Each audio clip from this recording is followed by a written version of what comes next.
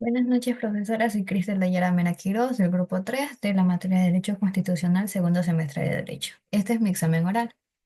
La Corte Constitucional de Ecuador es un órgano colegiado integrado por 9 juezas y jueces constitucionales, quienes son elegidos por un consejo de selección conformado por representantes de las funciones ejecutiva, legislativa y judicial. Los jueces constitucionales deben cumplir con requisitos de idoneidad y trayectoria profesional, y su mandato tiene una duración de 9 años sin posibilidad de reelección. La Corte Constitucional se organiza en salas especializadas para el tratamiento de diferentes materias y cuenta con un presidente y un vicepresidente elegido entre sus miembros. Además, dispone de un equipo de abogados y personal de apoyo que asisten a los jueces en el ejercicio de sus funciones.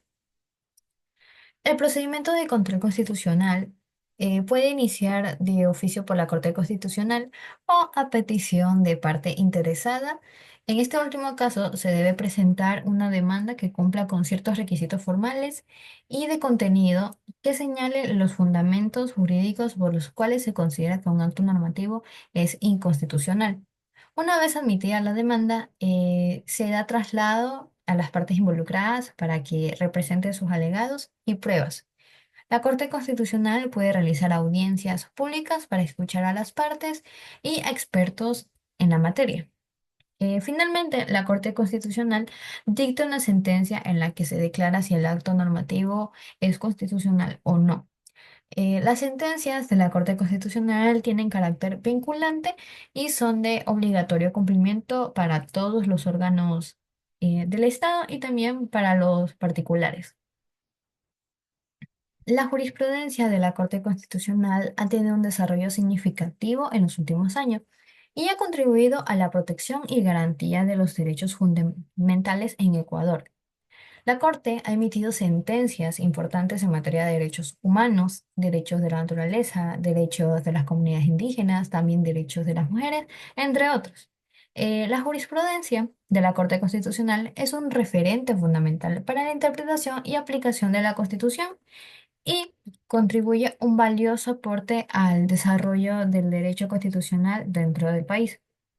La acción de protección, como sabemos, es una garantía jurisdiccional que tiene por objeto la protección de derechos constitucionales vulnerados por actos u omisiones de la administración pública o de particulares. Esta acción puede ser interpuesta por cualquier persona que considere que sus derechos han sido vulnerados sin necesidad de agotar otras vías judiciales. Em, la acción de protección es procedente siempre y cuando se dé ciertos requisitos, que serían los siguientes.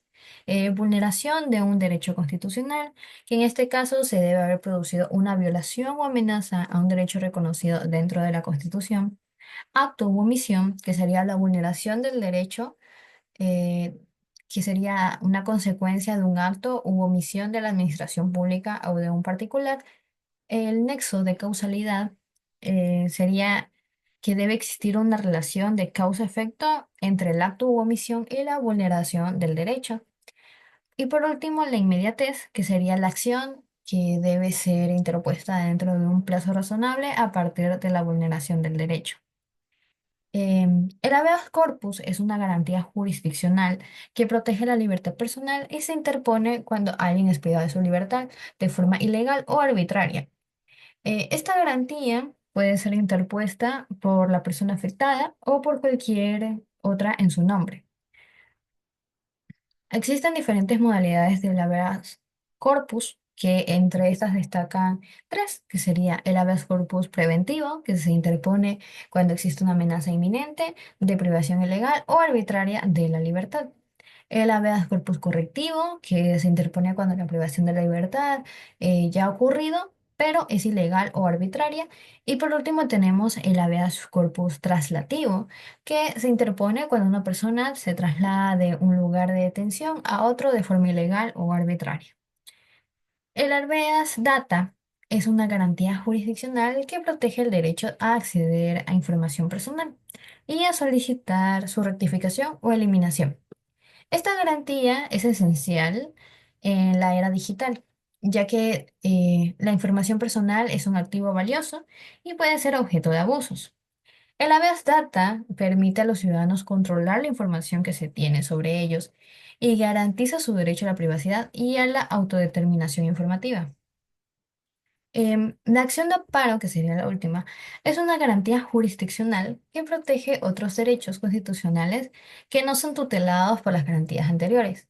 Esta acción es de carácter residual y se utiliza para proteger derechos como la libertad de expresión, el derecho a la educación, el derecho a la salud, entre otros.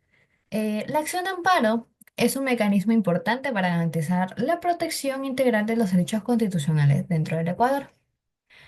En la práctica, el control constitucional y las garantías jurisdiccionales se complementan y se refuerzan mutuamente. El control constitucional a través de la jurisprudencia de la Corte Constitucional establece criterios y estándares para la protección de los derechos fundamentales, mientras que las garantías jurisdiccionales permiten a los ciudadanos hacer valor esos derechos en casos concretos de vulneración.